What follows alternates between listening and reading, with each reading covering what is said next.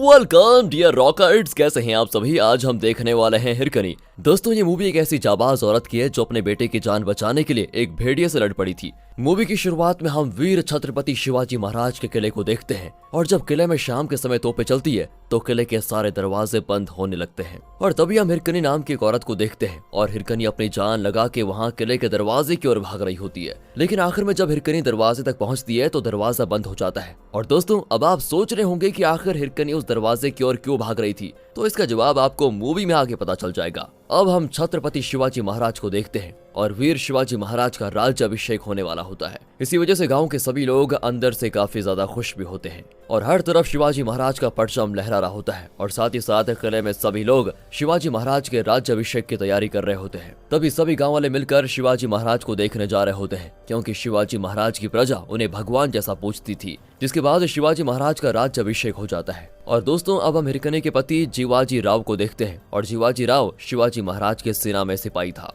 जीवाजी राव देखता है कि हिरकनी काफी ज्यादा नाराज होती है। तब जीवाजी राव हिरकनी से पूछता है कि तुम इतनी नाराज क्यों बैठी हुई हो। वो कहती है कि आज तक मैं महाराज को देख नहीं पाई हूँ और इसलिए मुझे एक बार महाराज से मिलना है।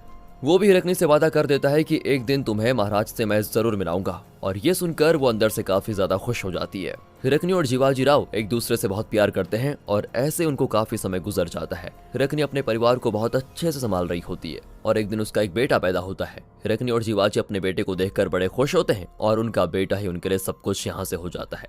अब एक दिन की बात है कि हिरकनी देखती है कि उसका बेटा काफी ज्यादा रो रहा है और तब हिरकनी अपने बेटे को शांत करने की कोशिश कर रही होती है। पर तभी गांव में कुछ लोग जंगल की ओर भागते हुए जा रहे थे और उन लोगों को भागते हुए देखकर जीवाजी उनसे पूछता है कि आखिर तुम लोग जंगल की ओर क्यों भाग रहे हो। तब गांव के लोग जीवाजी को बताते हैं कि हम एक भेड़िए के पीछे भाग रहे थे और वो भेड़िया गांव के बच्चों पर हमला करके उनको मार डालता है, इसलिए हम उस भेड़िए को मारने जा रहे थे।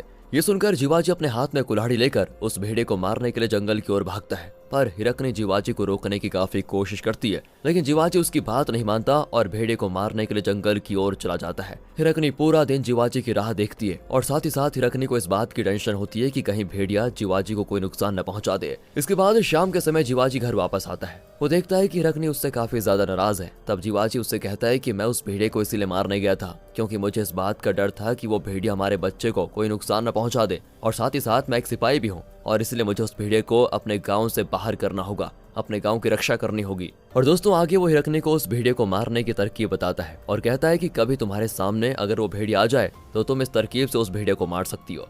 अगली सुबह जीवाजी उससे कहता है कि मेरे पास तुम्हारे लिए खुशखबरी है। तब हिरकनी जीवाजी से पूछती है कि आखिर कौन सी खुशखबरी। वो कहता है कि महारानी ने हमें अपने पास मिलने के लिए बुलाया है और महारानी हमारे बेटे को भी देखना चाहती है। ये सुनकर दोस्तों हिरकनी बहुत ज्यादा खुशी से पागल हो जाती है क्योंकि आज से पहले हिरकनी महल में कभी नहीं गई थी। जीवाजी उससे कहता है कि तुम जल्दी से तैयार हो जाओ और फिर हम महारानी से मिलने के लिए जाएंगे। इसके बाद हिरकनी अपने बेटे को भी तैयार करती है और खुद भी काफी अच्छे से तैयार हो जाती है। अब जीवाजी अपनी पत्नी और बेटे को लेकर महल में जाता है। महल में जीवाजी और हिरकनी महारानी का इंतजार कर रहे होते हैं। लेकिन दोस्तों, तभी हिरकनी का बेटा पैंट में टॉयलेट कर लेता है और इसी वजह से हिरकनी अपने बेटे की पैंट बदलने लगती है।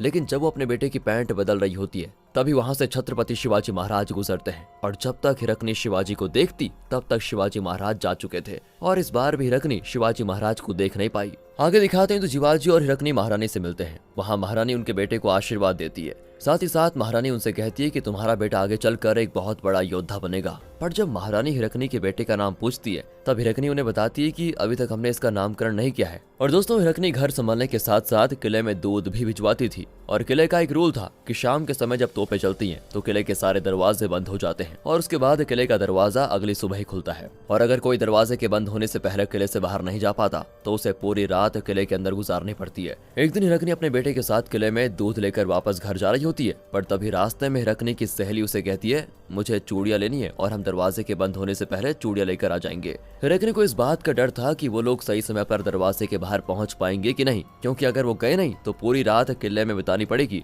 लेकिन हिरकनी सही समय पर अपनी सहेली के साथ दरवाजे के बाहर आ जाती है और अब वो दोनों जंगल के रास्ते से घर आ रहे होते हैं। तभी हिरकनी को रास्ते में अपनी सासू माँ मिलती है। उसकी सासू माँ कहती है कि तुम्हें घर आने में इतना समय क्यों लग गया। वो कहती है हम लोग कुछ सामान खरीद रहे थे और इसलिए हमें घर आने में टाइम लग गया। इसके बाद उसकी सासू कहती है तुम बच्चे को लेकर घर जाओ, मैं डॉक्टर से अपने घुटने के दर्द की दवाई लेकर आती हूँ। इस पर हिरकनी अपनी सासू माँ से कहती है आप बच्चे को लेकर घर जाइए, मैं आपकी दवाई लेकर आ जाऊंगी। इतना कहकर दोस्तों वो दवाई लेने के लिए चली जाती है और अब जंगल में जब वो जा रही होती है तो इतने में उसके सामने एक आदमी आ जाता है और उस आदमी के हाथ में एक हथियार होता है। वो सीधे हिरकनी को देखकर उसे मारने की धमकी दे रहा होता है, पर हिरकनी उस आदमी से डरती नहीं और उसे कह देती है कि तुम यहाँ से चले जाओ वरना मेरा पति तुम्हें छोड़ेगा नहीं। इसी बीच दोस्तों वहाँ पर जीवाजी आ जाता है। जीवाजी उस आदमी को देखते ही उसका आशीर्वाद लेता है और तब जीवाजी हिरकनी को बताता है कि इनका नाम नायक है और ये हमारी सेना के अध्यक्ष हैं। नायक तुम्हारे साथ मजाक कर रहे थे। ये सुनकर दोस्तों हिरकनी उनसे माफी भी मांगती है, जिसके बाद नायक जीवाजी को बताता है कि हमारे जंजीरा किले में दुश्मनों ने हमला कर दिया और इसीलिए हमें कल सुबह उस किले पर जाकर दुश्मनों से लड़ाई करनी होगी।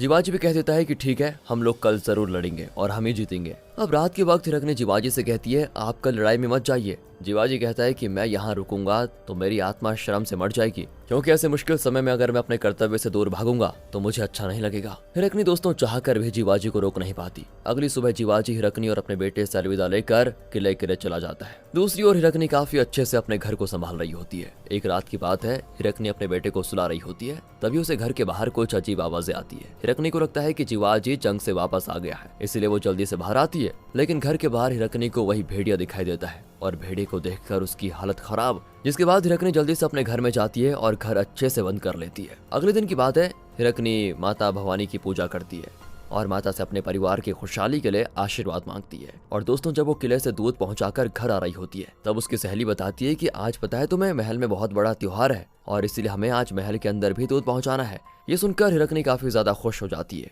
वो सोचती है कि दूध पहुंचाने जब जाएगी तब वो महाराज को देख लेगी, क्योंकि दोस्तों आज तक हिरकनी ने महाराज को नहीं देखा था। हिरकनी जब घर में दूध लेने जाती है तभी देखती है कि उसकी सासू माँ के पैरों में काफी ज्यादा दर्द हो रहा है और इसीलिए हिरकनी सोच लेती है कि आज वो महल में दूध पहुंचाने नहीं जाएगी और सबसे पहले अपनी सासू माँ को डॉक्टर के पास लेकर जाएगी। लेकिन तब हिरकनी की सासू माँ कह देती है कि त्योहार के समय तुम्हें महल में दूध पहुंचाने जाना चाहिए, मैं खुद डॉक्टर के पास चली जाऊंगी। फिर भी दोस्तों हिरकनी को अपने बेटे की टेंशन होती है कि आखिर उसके बेटे को संभालेगा कौन। लेकिन इतने में एक दादी माँ हिरकनी से कह देती है तुम अपने बेटे की टेंशन मत लो, मैं तुम्हारे बेटे को संभाल लूंगी, मगर तुम शाम होने से पहले वापस आ जाना, क्योंकि मुझे मेरे रिश्तेदार के घर जाना है। हिरकनी कह देती है ठीक है, मैं शाम से पहले घर आ जाऊंगी। अब दोस्तों जब हिरकनी दूध लेकर जल्दी से महल पहुंचती है तो महल में त्योहार की तैयारियां चल रही होती है और दूध देकर वो वापस अपने घर को आ जाती है। तभी वो देखती है कि कुछ लोग एक सिपाही को लेकर जा रहे हैं और उस सिपाही की हालत काफी ज्यादा खराब है। वो एक आदमी से पूछती है कि आखिर ये सिपाही को क्या हुआ, तो वो आदमी कहता है कि जंजीरा किले में लड़ाई के समय दुश्मनों ने सिपाहियों को घायल कर दिया था। ये सुनकर दोस्तों उससे घबराहट भी होती है कि कहीं जीवाजी को कुछ ना हो जाए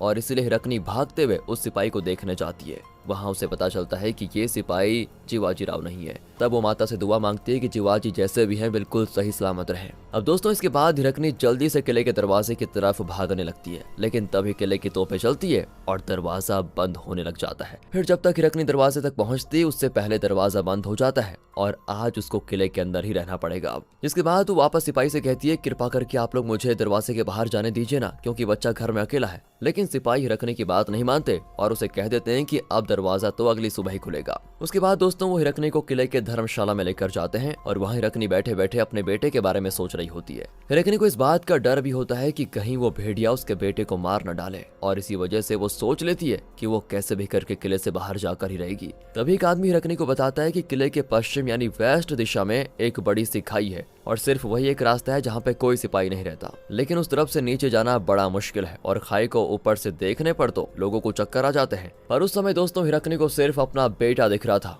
और इसीलिए वो कैसे भी करके पश्चिम दिशा की ओर जाने लग जाती है। और दोस्तों हिरकनी जब खाई की ओर जाती है इतने में वहाँ पर एक सिपाही आ जाता है और वो सिपाही उसे आगे जाने से रोक देता है। कहता है तुम कहाँ जा रही हो। हिरकनी उस सिपाही को सारी बात बताती है और कहती है प्लीज आप मुझे इस खाई से नीचे जाने दीजिए। पर दोस्तों कहता है तुम पागल हो गई हो क्या, अगर खाई से नीचे जाओगे तो हमेशा के लिए ऊपर चले जाओगी, मैं तो तुम्हें यहाँ से जाने नहीं दूंगा। लेकिन दोस्तों तभी हिरकनी एक लकड़ी से सिपाही पर वार कर देती है, जिस वजह से वो सिपाही बेहोश हो जाता है। अब वो एक कपड़े की मदद से नीचे जाने की कोशिश करती है। दूसरी ओर हम महल में एक आदमी को देखते हैं और वो आदमी सिपाही से कहता है कि त्योहार के लिए थोड़े दूध कम पड़ रहा है, क्या किसी के पास यहाँ दूध है। तब कुछ सिपाही बताते हैं कि हिरकनी धर्मशाला में रुकी है और तुम वहां जाकर उससे दूध ले सकते हो। वो आदमी धर्मशाला में हिरकनी के पास जाता है लेकिन वहां उसे कोई नहीं मिलता। और साथ ही साथ दोस्तों हम हिरकनी को देखते हैं और वो खाई से नीचे उतरकर काफी मुसीबतों का सामना कर रही होती है। उसके शरीर पर काफी चोटें भी आ जाती है और वो आदमी सिपाहियों से आकर कहता है कि धर्मशाला में हिरकनी नहीं है, तब सिपाही ये सुनकर जल्दी से हिरकनी को हर जगह ढूंढने लग जाते हैं। तभी उन लोगों को वो बेहोश सिपाही मिलता है जिसे हिरकनी ने सिर पर मारकर बेहोश कर दिया था। वो सिपाही फिर सभी को बताता है कि हिरकनी खाई से नीचे चली गई है। अब दोस्तों यहाँ सभी को लगता है कि हिरकनी एक जासूस है और वो दुश्मनों की मदद कर रही है। जिसके बाद वो सिपाही ये सोचकर खाई में आग के गोले फेंकने लगते हैं कि अगर दुश्मन ऊपर आने की कोशिश करे तो वो जलकर मर जाए। आग के गोले की वजह से हिरकनी और मुसीबत में पड़ जाती है और साथ ही साथ हिरकनी के शरीर पर और चोटें आ जाती है। दूसरी ओर महल में त्योहार भी शुरू हो जाता है और सभी लोग त्योहार का काफी ज्यादा आनंद उठा रहे होते हैं। इसके बाद हिरकनी जब खाई से नीचे उतर रही होती है, इतने में उसका पैर फिसलता है और वो नीचे जाकर गिरती है। चोट लगने की वजह से वो वहीं पर बेहोश हो जाती है। तभी सपने में हिरकनी को उसका बेटा दिखाई देता है और वो उठकर जल्दी से अपने घर की ओर जाने लग जाती है। लेकिन हिरकनी की हालत इतनी खराब है कि वो लंगड़ाते हुए चल रही थी। पर इतनी सारी मुसीबत एक माँ ही अपने बेटे के लिए सह सकती है दोस्तों। और जब हिरकनी अपने घर के पास पहुंचती है तो देखती है उसके घर के पास वही भेड़िया खड़ा है। जिसके बाद वो भेड़िया हिरकनी को मारने के लिए उसके पास आ जाता है, लेकिन वो अपनी पूरी जी जान से उस भेड़िए से लड़ती है और आखिर में उस भेड़िए को मार डालती है। इसके बाद दोस्तों वो जल्दी से अपने घर में जाती है। घर में वो दादी माँ हिरकनी के बेटे के साथ बैठी होती है। हिरकनी अपने बेटे को सही सलामत देखकर बहुत खुश होती है और बेटे को बहुत प्यार करने लगती है। अगली सुबह ये बात पूरे गांव में फैल जाती है कि हिरकनी ने भेड़िए को मार डाला है और साथ ही साथ कुछ सिपाही हिरकनी को अपने महल में लेने आते हैं। जब दोस्तों महल में जाती है तो उसे अपने सामने छत्रपति शिवाजी महाराज बैठे दिखते हैं। शिवाजी महाराज हिरकनी से कहते हैं, तुमने पिछली रात हमारे कानून को तोड़ा, क्यों किया तुमने ऐसा? तब दोस्तों हिरकनी उन्हें बताती है कि मैंने अपने बेटे के लिए यह कानून तोड़ा था। और इसके बाद शिवाजी महाराज उसे उस खाई के पास वापस लेकर आते हैं। वो हिरकनी से कहते हैं कि तुम पिछली रात जैसे नीचे गई थी ठीक उसी तरह जाके दिखाओ। लेकिन दोस्तों अब उसे खाई दिखाई देती है और देखते उसको चक्कर आ जाते हैं। वो महाराज से कहती है, मैं इस खाई से नीचे नहीं जा सकती हूँ। शिवाजी महाराज सभी से कहते हैं कि एक माँ अपने बेटे के लिए कितनी भी मुसीबतों को पार कर सकती है और मैं तुम्हारी हिम्मत के लिए दाद दे देता हूँ और मैं तुम्हारे बेटे का नाम झुंझार राव रखता हूँ। झुंझार राव का मतलब बहादुरी और शौर्य है। शिवाजी महाराज यहाँ सिपाही से कहते हैं कि हिरकनी को सम्मान के साथ उसके घर छोड़ दिया जाए और साथ ही साथ शिवाजी महाराज कहते हैं, हम इस खाई के पास हिरकनी नाम का दरवाजा लगाएंगे जिससे पूरी दुनिया को प्रेरणा मिलेगी। इसके बाद सभी सिपाही सम्मान के साथ उसे घर छोड़कर आ जाते हैं और घर पर शिवाजी राव हिरकनी की आरती के साथ स्वागत करता है, यानी कि दोस्तों वो भी सही सलामत है। इसी के साथ हिरकनी की जय जयकार होती है और मूवी भी यहाँ पर खत्म होती है। बाकी अगर आपको वीडियो अच्छी लगी, एक्सप्लेनेशन अच्छा लगा तो लाइक कीजिए, चैनल को सब्सक्राइब। मिलते हैं अगली वीडियो में, ध्यान रखेगा अपना and finally thanks for watching.